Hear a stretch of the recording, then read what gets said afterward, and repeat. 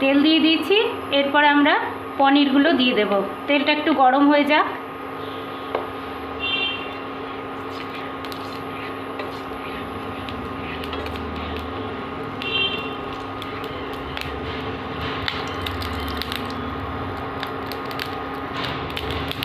গরম হয়ে এসছে। এবার আমরা পনিরগুলো এর মধ্যে দিয়ে দিচ্ছি।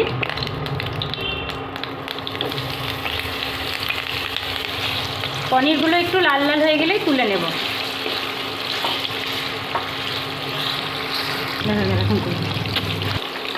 বন্ধুরা, লাল লাল হয়ে গেছে, এবার আমি তুলে নেব।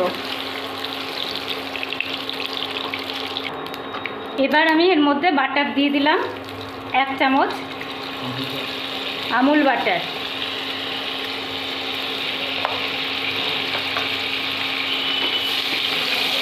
বাটারটা গলে গেছে। এরপর এর মধ্যে দিয়ে দিচ্ছি গোটা গরম মশলা।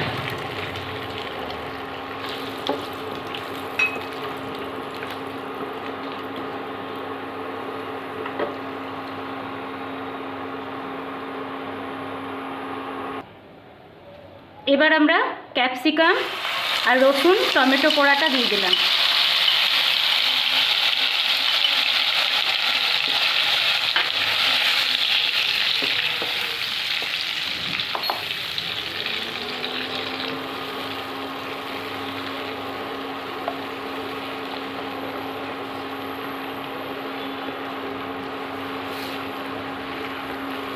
মশলাটা একটু ভাজা ভাজা হবে।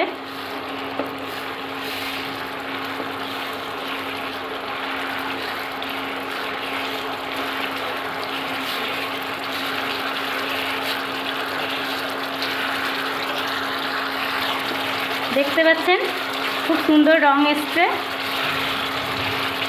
এরপর এর মধ্যে আমরা কাজু বাটাটাও দিয়ে দেবো।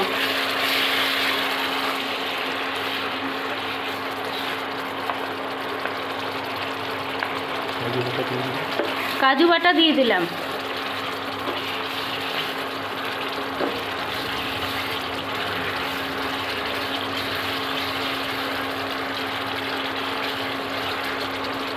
একটু মশলাটা কষানো হোক।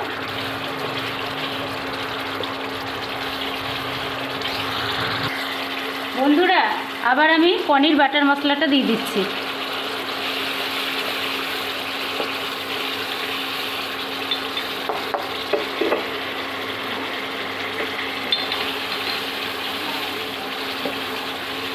তারপরে স্বাদ মতো একটু নুনও দিয়ে দিচ্ছি।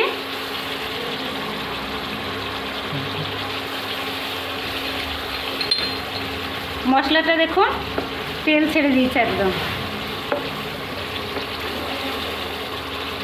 এরপর আমি আমার নিজের মতো করে একটু চিনি দিচ্ছি, আপনারা পারলে দেবেন,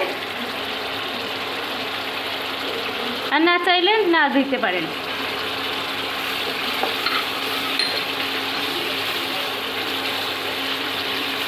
দেখুন মশলাটা একদম পুরো তেল ছেড়ে দিয়েছে।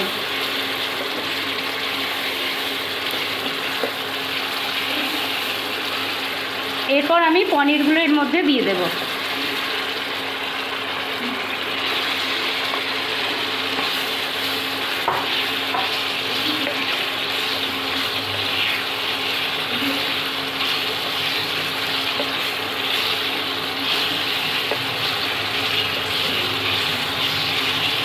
টক দই দিয়ে নাড়াচাড়া করে এবার একটু নাড়াচাড়া করে নেব।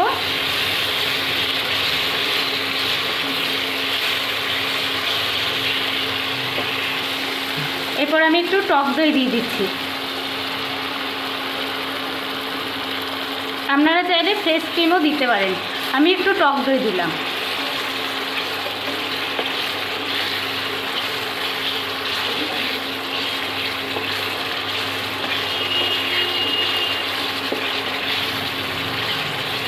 বন্ধুরা, একদম কমপ্লিট হয়ে গেছে।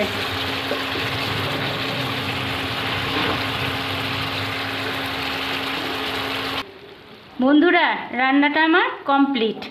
দেখুন একদম লাল লাল, খুব সুন্দর হয়ে গেছে। বন্ধুরা, যদি ভালো লেগে থাকে তাহলে আমার এই চ্যানেলটিকে লাইক, শেয়ার এবং সাবস্ক্রাইব করে দেবেন। ধন্যবাদ, নমস্কার।